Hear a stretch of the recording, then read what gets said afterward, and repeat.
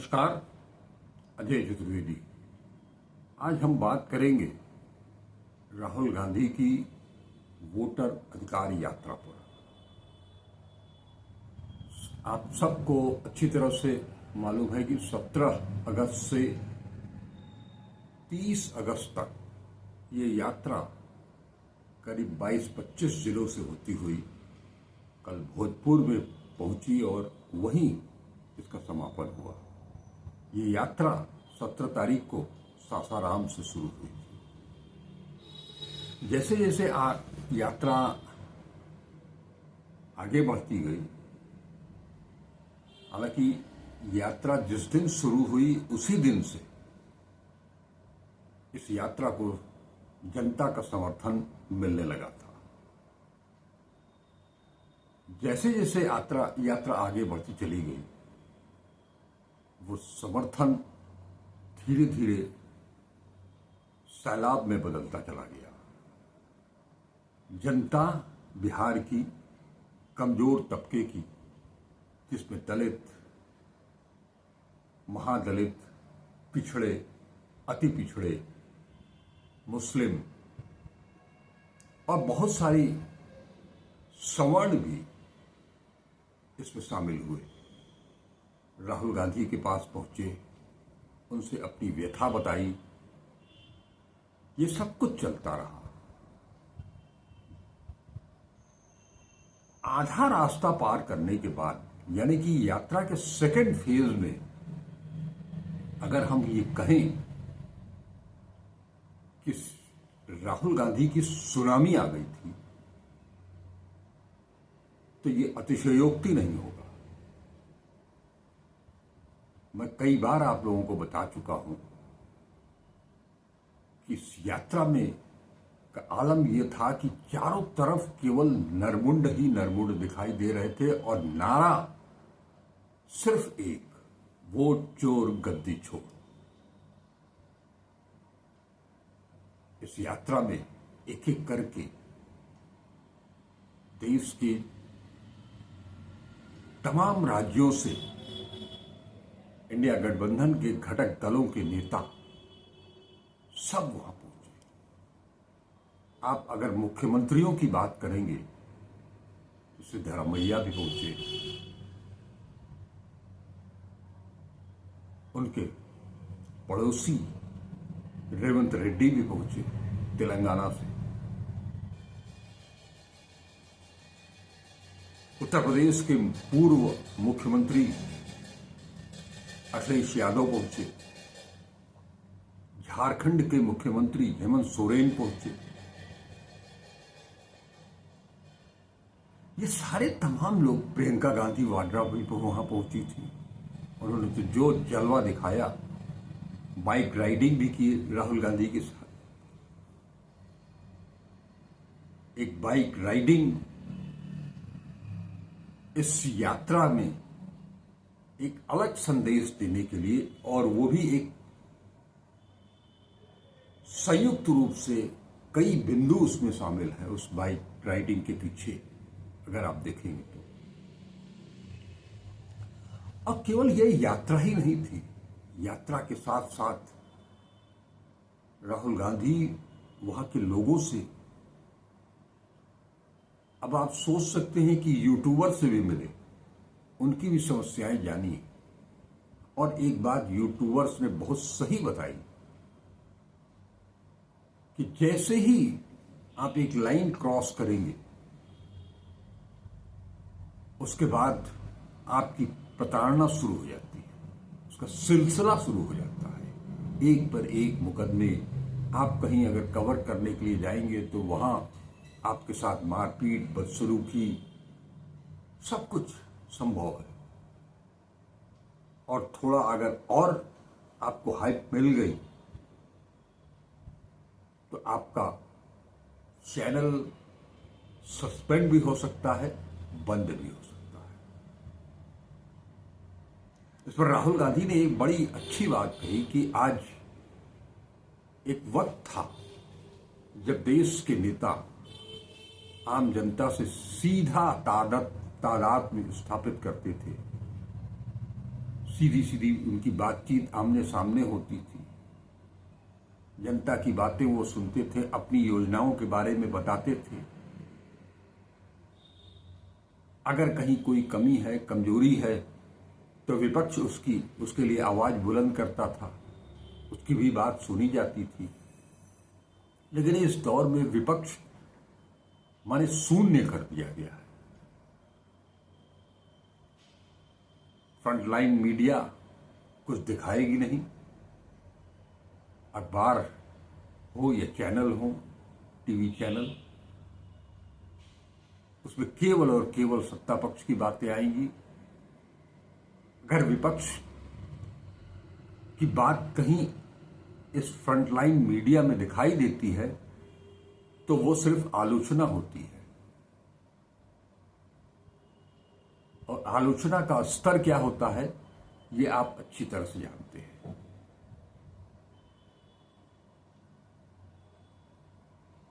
इस दौरान मैंने बताया आपको, जैसे अभी एक घटना हुई, एक सभा के दौरान एक नवयुवक, जिससे न कांग्रेस से कोई संपर्क है, न जिससे कोई आरजेडी से कोई संपर्क है, न लेफ्ट पार्टियों से कोई संपर्क है, वो आता है, खड़ा होता है और प्रधानमंत्री को लेकर के अपशब्द बोलता है। मैं इसकी कड़े शब्दों में निंदा करता हूं। एक तो प्रधानमंत्री तो वही हैं, और उनके परिवार को लेकर के, उनकी मां को लेकर के अनाप शनाप चीजें बकना, ये कहीं से भी इसको उचित नहीं ठहराया जा सकता। इसकी जितनी निंदा की जाए, जितनी भर्त्सना की जाए, उतना कम है। दूसरा क्या करता है सामने वाला, उससे हमको कोई सरोकार नहीं है।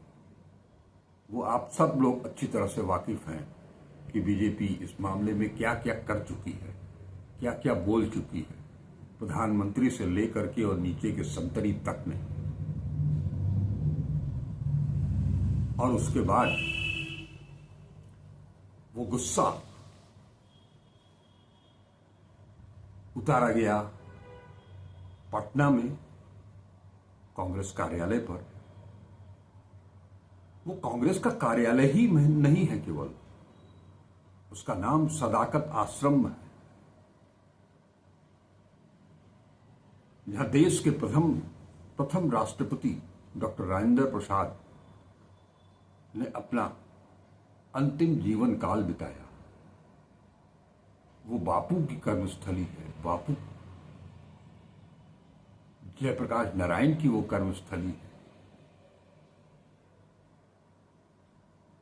वो ऐतिहासिक स्थल है, स्वतंत्रता स्वाधीनता आंदोलन का एक ऐतिहासिक स्थल है, और इसकी ऐतिहासिकता और भी मजबूत हो जाती है। ये सदाकत आश्रम की जमीन हैरून मियां ने दी थी, और ये पूरा सदाकत आश्रम, इसका निर्माण करवाया था हक साहब ने।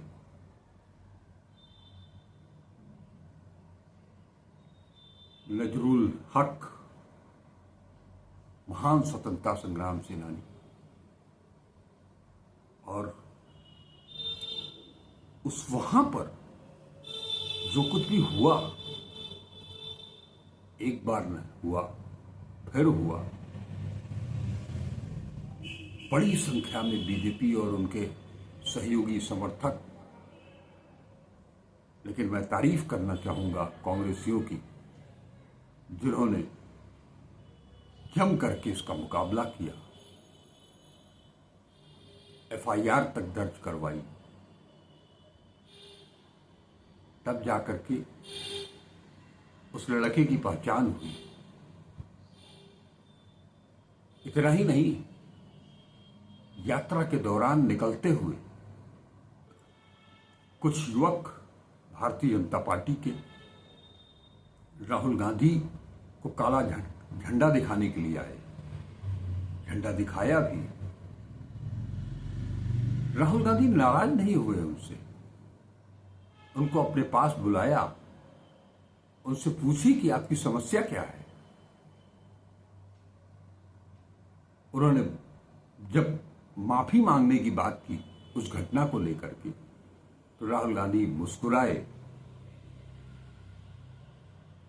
और ये गांधीगिरी से भी नहीं चुके। चॉकलेट खिलाड़ी, चॉकलेट, वो चले भी गए। क्या ये लोकतंत्र है? इसी को लोकतंत्र कहते हैं। इसी के लिए इतनी मारामारी हो रही है बिहार में कि कोई दूसरे की बात सुनने के लिए तैयार नहीं है। भाई, जो गलत है वो गलत है। जिसने जो किया वो दंडित होना चाहिए, उसे सजा मिलनी चाहिए। लेकिन हर चीज के लिए राहुल गांधी क्यों जिम्मेदार हो सकते हैं? वो तो वहां थे नहीं। उस सभा में न राहुल गांधी थे, न तेजस्वी यादव थे, न दीपांकर भट्टाचार्य थे, न राजेश राम थे, न कृष्णा अल्लावरू थे। कोई नहीं था। अखिलेश प्रसाद सिंह भी नहीं थे। कोई नहीं था।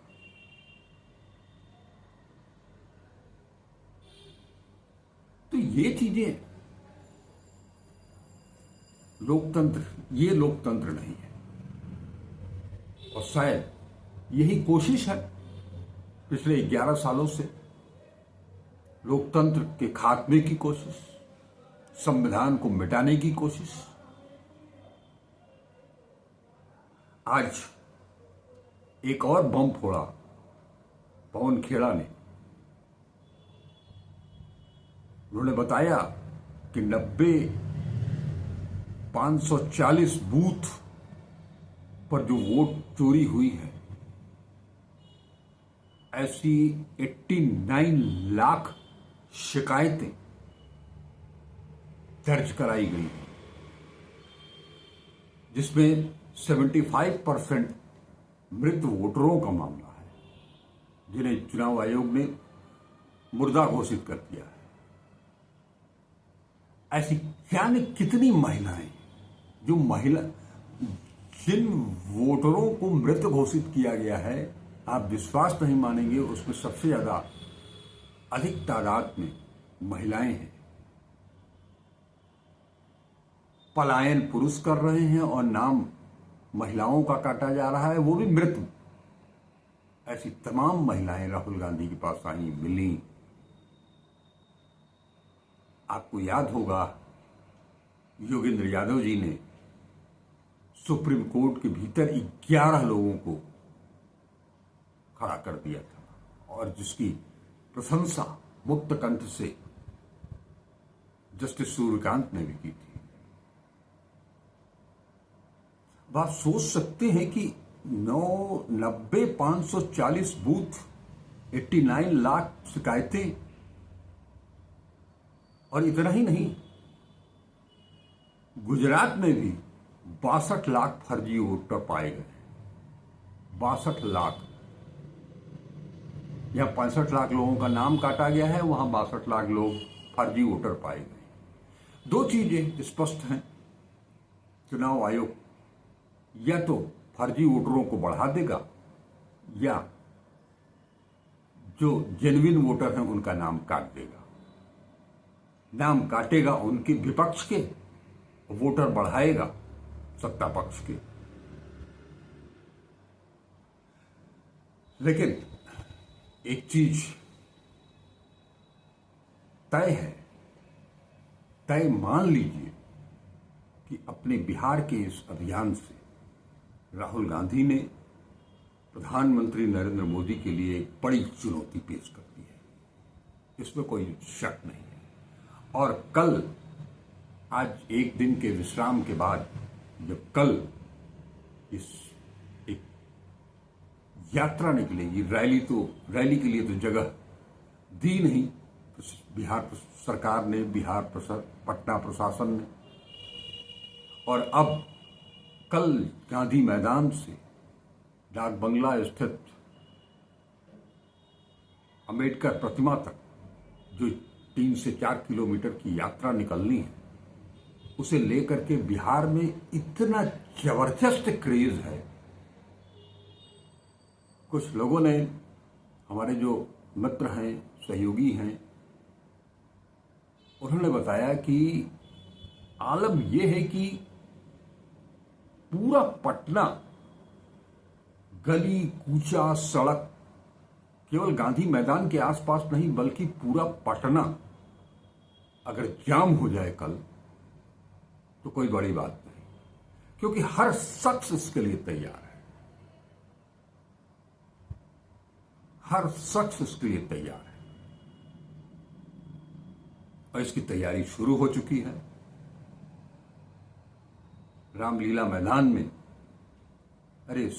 गांधी मैदान में कंटेनर से लेकर के वो कॉटेज तक बनाए जा रहे हैं। तैयारी तो यहां तक थी कि आज के दिन, आज की रात राहुल गांधी यही बिताते, लेकिन प्रशासन ने उसकी भी अनुमति नहीं दी। लिहाजा अब कल ये यात्रा निकलेगी सुबह 11 बजे। राजेश राम जी के अनुसार 10:50 तक वहां पर सबका जुटान होगा और उसके बाद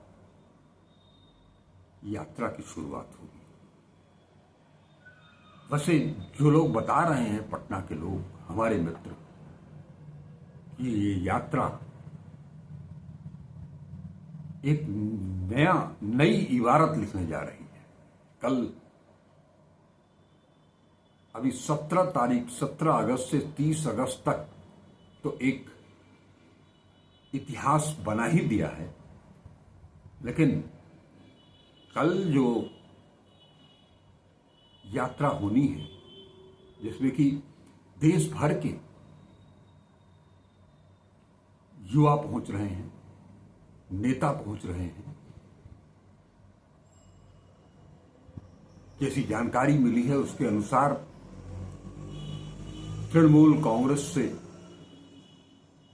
क्रिकेटर यूसुफ पठान, शिवसेना उद्धव गुट से संजय राउत,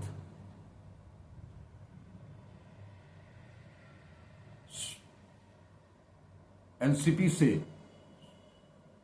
सुप्रिया सूले, बाकी अखिलेश यादव, झारखंड से हेमंत सोरेन, इन सब लोगों के आने की पूरी तैयारी हो गई है। अब कल क्या होगा इसका अंदाजा अभी से लगाया भी नहीं जा सकता है, कोई नहीं लगा सकता है, क्योंकि कल का दिन बहुत महत्वपूर्ण है, बहुत ही महत्वपूर्ण है, बड़ा दिन है कल का। कल एक तो यात्रा होगी और दूसरी सुप्रीम कोर्ट में एसआईआर को लेकर के सुनवाई भी होनी है। आपको बताया था कि प्रशांत भूषण जी ने प्रार्थना की है, उसे स्वीकार कर लिया गया है। एसआईआर जो अभी मैंने बताया कि 89 लाख शिकायतें जो कांग्रेस के बीएलए इन्होंने दर्ज कराई है। पवन खेड़ा बताते हैं कि ये चीजें, शिकायतें बीएलए लेकर के जब जा रहे थे तो उसको एक्सेप्ट नहीं किया जा रहा था, उसकी रसीद नहीं दी जा रही थी। फिर सब इकट्ठा करके अलग अलग जिलों के कांग्रेस अध्यक्षों के माध्यम से इसे जमा करवा करके उसकी पावती ली गई है। तो ये जो चीजें हैं उसके माध्यम से ये भी मांग उठ रही है कि ये जो शिकायतें अभी अब जमा की गई हैं, इनका निपटारा कैसे होगा? कल तो आखिरी दिन है, तो ये कल जो सुनवाई होनी है सुप्रीम कोर्ट में, वो बहुत महत्वपूर्ण है। प्रशांत भूषण भी इसके लिए समय की मांग कर रहे हैं, योगेंद्र यादव भी इसके लिए समय की मांग कर रहे हैं। इन दोनों लोगों, प्रशांत भूषण और योगेंद्र यादव की बात मैंने इसलिए की कि ये लोग याचिका की सुनवाई में, इन्होंने याचिका दायर की है, सुनवाई में वकील हैं, एडीआर के वकील हैं प्रशांत भूषण जी। ये मामला इतनी जल्दी, इतना आसान है नहीं। निश्चित तौर पर इसे अगर संज्ञान लिया, कोर्ट की समझ में आ गई बात पूरी, विपक्ष अपनी बात तार्किक ढंग से रख करके कोर्ट को ये भरोसा दिलाने की कोशिश जरूर करेगा कि अब तक की जो कार्रवाई हुई है वो पूर्ण नहीं है, उसके लिए अभी वक्त चाहिए। और उधर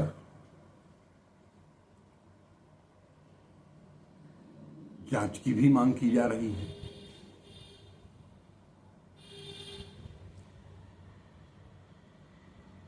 ले दे करके ये जो चीजें बनी हैं वो बहुत अब भी स्पष्ट नहीं है। चुनाव आयोग,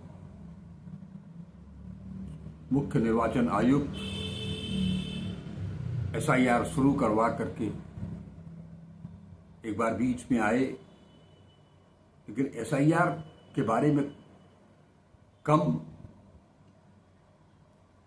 वो विपक्ष पर आक्रामक ज्यादा दिखे, मुद्दे की बातें कम की, काम की बातें कम की, केवल आरोप प्रत्यारोप ही लगाते रहे। उसके बाद से उनका कहीं अता पता नहीं। और एक चीज और बता दूं चलते चलते कि बिहार में वोटर अधिकार यात्रा से उत्साहित कांग्रेस ने बहुत जल्द उत्तर प्रदेश में भी वोटर अधिकार यात्रा निकालने की तैयारी शुरू कर दी है। उत्तर प्रदेश के प्रभारी महासचिव अविनाश पांडे जी और उत्तर प्रदेश कांग्रेस अध्यक्ष अजय राय दोनों इस मुद्दे पर रणनीति बनाने में जुट गए हैं और जल्द ही ये चीजें सामने आएंगी। राहुल गांधी वहां से खाली होकर के जब भी आते हैं, खाली होकर के दिल्ली लौटने के बाद उत्तर प्रदेश पर उनकी निगाहें हैं। उत्तर प्रदेश में 2027 में चुनाव होने हैं, लेकिन यहां अगर बिहार में वोट चोरी हो रही है, हरियाणा में वोट चोरी हुई, महाराष्ट्र में वोट चोरी हुई, मध्य प्रदेश, राजस्थान, छत्तीसगढ़ में, ऐसा न समझिए कि उत्तर प्रदेश बहुत साफ सुथरा प्रदेश है और यहां सब कुछ कायदे कानून से ही चलता है। बल्कि मध्य प्रदेश, बिहार, महाराष्ट्र और हरियाणा से कहीं ज्यादा गड़बड़ी उत्तर प्रदेश में है। आपने देखा ही, अखिलेश यादव 2022 का की शिकायत कर चुके हैं, एफिडेविट दे चुके हैं, उसको मुख्य निर्वाचन आयुक्त ने खारिज भी कर दिया। उसके एक हफ्ते 10 दिन के बाद उत्तर प्रदेश के सीईओ कहते हैं कि नहीं नहीं, वो तो आया था हमारे पास और दिल्ली से ही आया था, मुख्य निर्वाचन चुनाव आयोग से ही आया था, उस पर काम चल रहा है। तो ये कुछ चीजें थी, हमने सोचा कि शायद आप तक ये बातें पहुंचानी जरूरी भी है, आपको जागरूक करना भी जरूरी है। और वो चीजें जो हो रही हैं, जो हुई हैं, उन्हें बताना, उनके बारे में जानकारी हासिल करना बेहद महत्वपूर्ण था। तो आज बस इतना ही।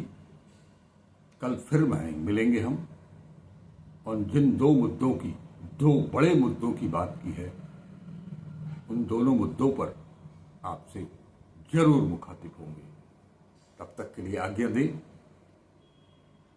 इस अनुरोध के साथ कि वीडियो को पूरा देखें, लाइक करें, ज़्यादा से ज़्यादा शेयर करें। अब तक अगर चैनल को सब्सक्राइब नहीं किया है तो इसे सब्सक्राइब करें। नमस्कार, अजय चतुर्वेदी।